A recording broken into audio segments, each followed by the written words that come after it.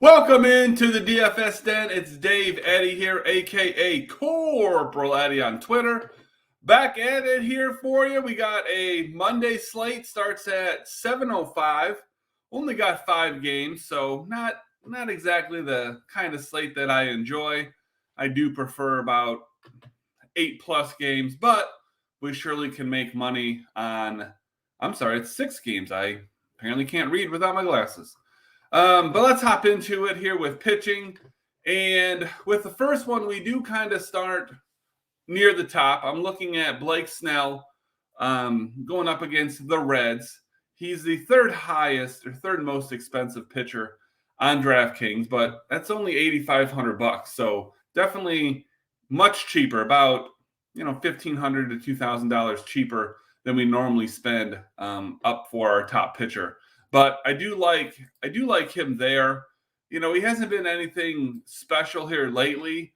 He's basically been going 5 innings, getting you 5 strikeouts, giving up a couple of earned runs, and walking a whole bunch of guys. But he's kind of the cream of the crop here for us today, right along with Tony Gonsolin.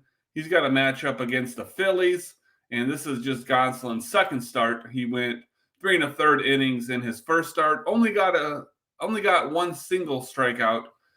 He walked 3 guys, so very risky on the pitching side of things today. Normally we pay up for pitching to try to get those guaranteed points, and I don't know, that's just every slate's a little bit different. So I don't know that that's exactly where we fall today. I think Snell and Gonsolin are going to be my 2 highest exposure pitchers.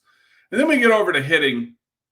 And I'll tell you what, with hitting, normally it is, a high to medium price guy and then a medium to low price guy that I'm interested in. But today there's actually 2 higher price guys that I'm interested in. And I think it kind of works out naturally because we're spending down at pitching compared to what we normally do. Like I said, Snell was the 3rd most expensive pitcher on the slate, only at $8,500. Well, Gonsolin is the 3rd cheapest at $6,800. So normally I don't have quite so much money to play with on offense, and I'm fine with that.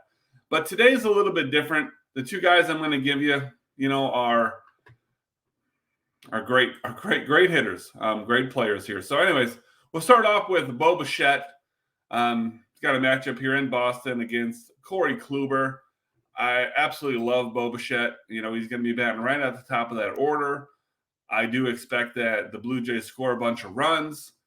Bichette is coming off of a home run last night in a pretty high-scoring game. Bichette was actually in my highest scoring lineup last night, which won about $600, I think it was last night. So anyways, Bichette is looking like a nice target. And then the Blue Jays, of course, are looking as my top stack as well. I don't know if I said that. Other guy I'm looking at here, Fernando Tatis.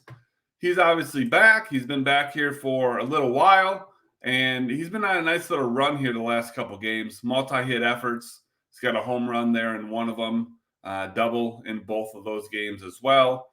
And he's going up against Cincinnati, and they have got Luke Weaver on the mound, nothing special there. So I can see San Diego scoring some runs. Now, they're not going to be in Mexico City anymore. So, Mexico City is like the Coors Fields of Mexico. It was crazy. But that's where I'm looking today. It's a smaller slate, like I said, but that doesn't mean that, I'm not excited to win some money. And hopefully you've been winning that money right along with me. When I look back on March, I'm looking at an 18% ROI. That is absolutely fantastic. Hoping to do that in May. If we had half of that ROI, I'd be thrilled. But go ahead, drop a like on here if you've been winning money right along with me. Do yourself a huge favor. Pop on over here and subscribe to that channel. Make sure you turn on notifications. That way you get an alert every time a new video comes out. Very critical in MLB DFS to do that. But I do appreciate you tuning in, and I wish you the best of luck tonight.